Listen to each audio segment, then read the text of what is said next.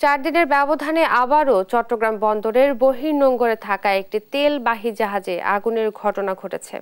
এই ঘটনায় একজন মারা গেছেন, জীবিত উদ্ধার করা হয়েছে 46 জনকে।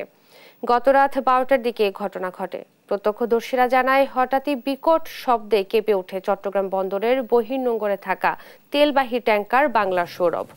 এ সময় আতঙ্কিত বেশ কয়েকজন নাবিক লাফিয়ে পড়েন সাগরে। পরে নৌবাহিনী ও কোস্টগার্ড উদ্ধার করেন 48 নাবিককে। এ ঘটনায় সাগরে লাফিয়ে পড়া এক নাবিকের মৃত্যু হয়। 11,600 টন ক্রুড অয়েল থাকায় ট্যাঙ্কারটিতে আগুন রাত 3টার দিকে নিয়ন্ত্রণে আসে।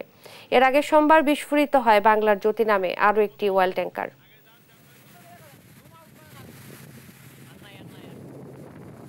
গতকাল মধ্যরাতের কিছুক্ষণ পরে আনুমানিক 12:30টার দিকে বাংলাদেশ শিপিং কর্পোরেশনের জাহাজ বাংলা সৌরভে আগুন লেগে যায়। এই জাহাজটি চট্টগ্রাম বহির্নোঙরে অবস্থান করছে। জাহাজে 11,000 টনেরও কিছু বেশি ফিউয়েল কার্গো আছে। এটি একটি মেজর ফায়ার। এই খবর পাওয়ার সাথে সাথে বাংলাদেশ নৌবাহিনীর 3টি বিশেষায়িত টাগ, কোস্টগার্ডের একটি টাগ রওনা করে এবং এর কিছুক্ষণের মধ্যেই চট্টগ্রাম বন্দরেরও 3টি টাগ যোগদান করে। সর্বমোট 7টি ইউনিট মিলে ফায়ার ফাইটিং করে প্রায় 4 ঘন্টার প্রচেষ্টায় জাহাজে আগুন নেভানো সম্ভব হয়।